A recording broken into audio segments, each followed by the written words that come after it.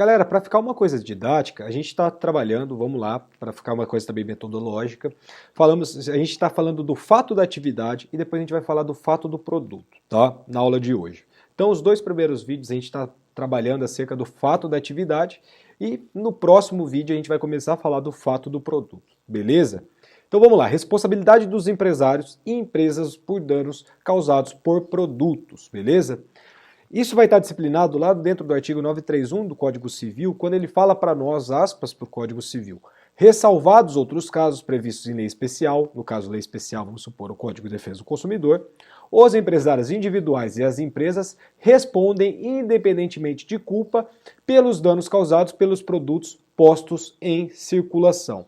Também aqui a expressão independentemente de culpa evidencia que o nosso código estabeleceu, na realidade, uma outra cláusula geral de responsabilidade objetiva quando a gente estiver trabalhando ali no caso de empresários individuais e as empresas no modo geral, ressalvados, claro, quando a gente tiver alguma legislação específica, especial, ou seja, o Código de Defesa do Consumidor. Então a gente vai, na realidade, depender, no caso, de um elemento histórico, que foi o relatório geral do deputado Hermani Satiro, que justificou a finalidade desse dispositivo à luz da proteção do próprio consumidor.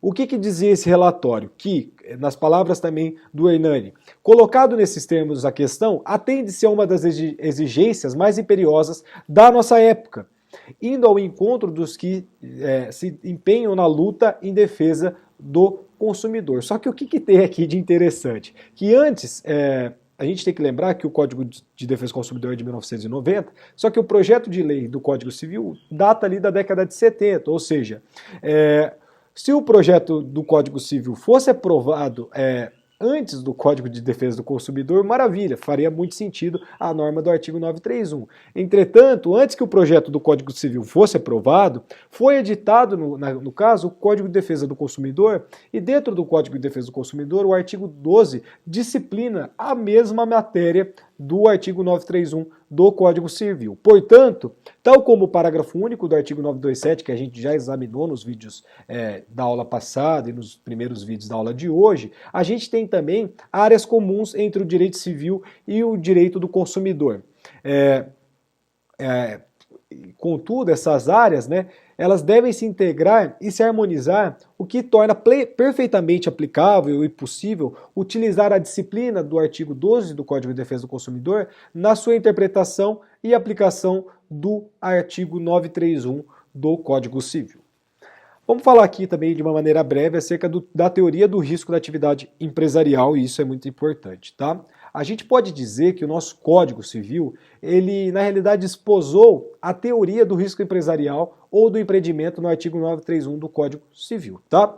Pelo qual todo aquele que se dispõe a desenvolver certo tipo ou exercer certo tipo de atividade empresarial ou comercial tem o dever de responder, independentemente de culpa, pelos riscos de eventuais danos ou defeitos dos bens e produtos ali colocados no mercado, colocados em circulação. Esse dever, na realidade, é imanente ao dever de obediência às normas técnicas e de segurança, bem como aos critérios da lealdade, claramente guiado pela nossa boa-fé, quer perante os bens e serviços ofertados, quer perante os destinatários dessas ofertas. Então, a nossa responsabilidade, nesse caso, decorre do simples fato desse empresário, dessa empresa, se dispor a realizar atividade de produzir, estocar, distribuir e comercializar produtos ou executar determinados serviços. Então, o fornecedor ele passa a ser o garante dos produtos e serviços que oferece no mercado, respondendo, na realidade, pela qualidade e segurança dos mesmos. Vou pausar aqui porque eu preciso atender um telefone e eu já volto. Home office tem dessas, não tem possibilidade, eu tive que pausar, atender o telefone, é um caso importante que eu tenho aqui no escritório, tive que fazer um cálculo aqui rapidão e já estamos novamente aqui para continuar a questão do risco empresarial que a gente estava trabalhando, tá? Então, o nosso risco empresarial, ele é aplicável à mesma disciplina do risco da atividade.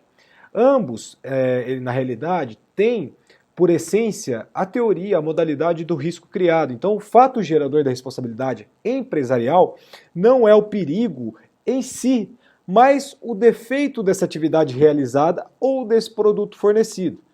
E isso é interessante por quê? Porque isso tem lugar quando a atividade ou o produto não oferecem, claro, a segurança esperada, melhor dizendo, né? Então, atividade e produto perigosos, portanto, não são sinônimos de atividade e produto defeituosos, igual a gente já comentou aqui no primeiro vídeo da aula de hoje.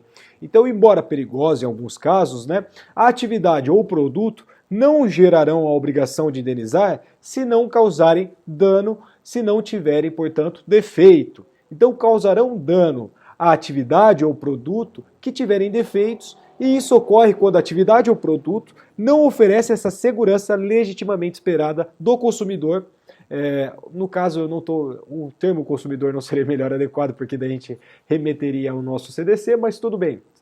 Seja nosso consumidor e a nossa sociedade, tá? Então, o destinatário ou usuário dos produtos, ele não pode arcar sozinho com os danos decorrentes dessa produção em massa que a gente tem. Ou seja, ele não pode ficar sem a indenização devida a ele. Então, tal como ocorre na responsabilidade do Estado, que a gente vai explorar melhor ainda, os riscos eles devem ser socializados, repartidos entre todos, mas já que os benefícios não são para todos, ou seja, se em decorrência de determinada atividade empresarial você consegue ter um lucro com isso, se a atividade for muito boa e isso é totalmente legítimo, você terá que responsabilizar, no caso, por esses riscos, ou seja, tanto o lucro ele é individualizado, mas os riscos eles são socializados perante toda a sociedade, são repartidos entre todos.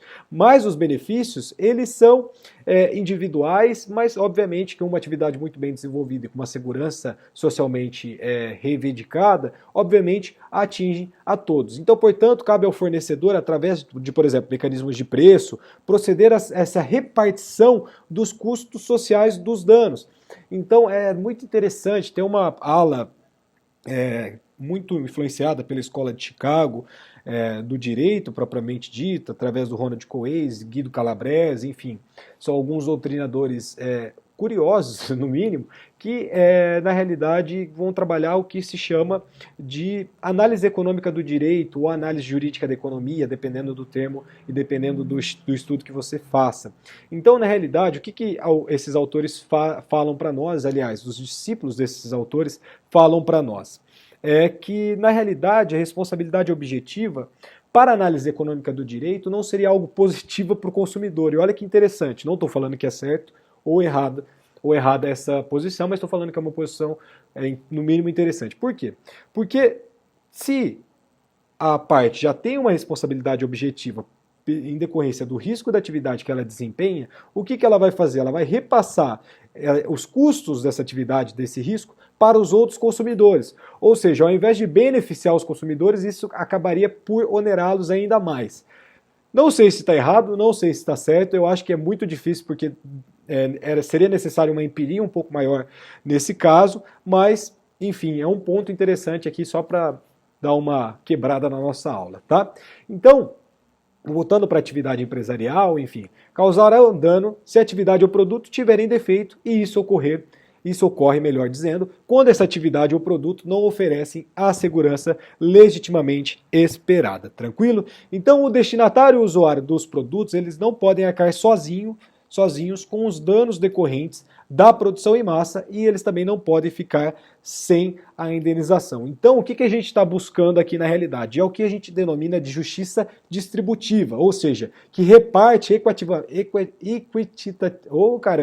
equitativamente, agora saiu, os riscos inerentes à sociedade de consumo entre todos, através, por exemplo, dos mecanismos de preços, e repita-se, e dos seguros sociais, evitando-se assim despejar esses enormes riscos nos ombros do consumidor individual. Então a gente tem uma externalidade, vamos dizer assim, algum termo um pouco mais técnico, externa sendo introduzida para a empresa e essa empresa repassa os custos dentro de toda essa socialização. Tranquilo? Fechamos então o fato da atividade e agora a gente vai trabalhar o fato do produto para finalizar a aula de hoje. Já voltamos.